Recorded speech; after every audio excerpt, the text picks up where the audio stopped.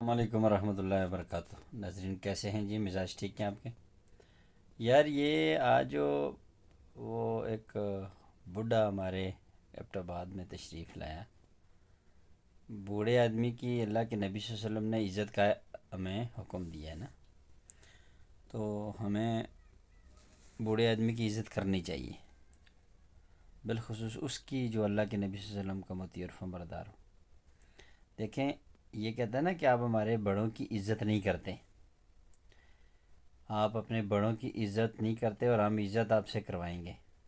سب سے پہلی بات یہ ہے کہ یہ جو مشتاق غنی اور علی خان جدون اور یہ جو دوسرے اس کے آگے پیچھے چیلے چمٹے جو گھوم رہے تھے، جب اس کو انہوں نے ہمارے روایات کے مطابق اپنے مہمان کو جب کوئی آتا ہے تو تکریم کے لیے اس کو دستار بندی کی جاتی ہے۔ جو بندہ جس کو اتنی عقل نہیں ہے، یعنی چرسی اور بھنگی آدمی ہو نا، تو اس کو سمجھ نہیں آتی کہ کوئی ہمیں کیا عزت دے رہا ہے۔ وہ بندہ ہمارے آباء و اجداد کا جو ترہ امتیاز ہے، دستار بندی انہوں نے اس کے سر پہ رکھی، اور اس چوتیا آدمی نے فوری طور پہ اس کو اتار کے نیچے پھینک دیا، واپس دے دی۔ اب اس بندے کی مجھے بتاؤ کہ بھئی یار کیا قدر کرنی؟ میں تو کہتا ہوں اس کو جوتے مارنے چاہیے تھے وہاں پہ، اس کو جوتے مارنے چاہیے تھے، اس کو پتہ چلے کہ یار بد اخلاق اور بدتمیز کیا ہوتا ہے۔ سب سے بڑا بدتمیز تو یہ ہے کہ اس نے ہماری پگڑی کو اچھال دیا جو ہم نے اس کے سر پہ رکھی،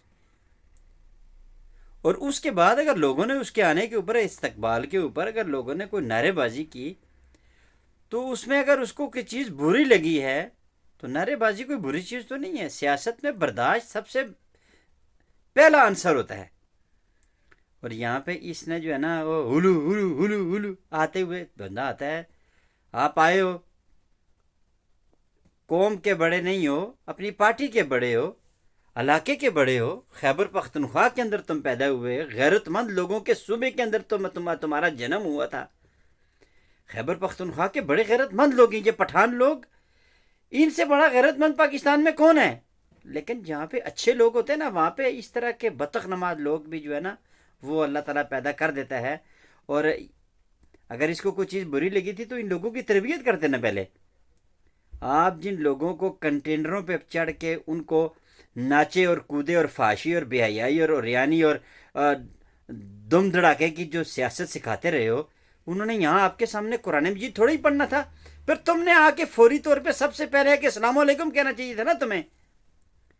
یعنی 70 سال تیری عمر ہو چکی ہے اور تجھے اتنی شرم نہیں آئی کہ آتے ہی تو اسلامی ملک کے اندر تو یہاں پہ ایک بڑے اچھے عہدے کے اوپر رہا ہے، اور اللہ تعالیٰ نے تجھے ساری صلاحیتوں سے نوازا، اتنا تو کم از کم کرتے، لیکن تم نے نہیں کیا۔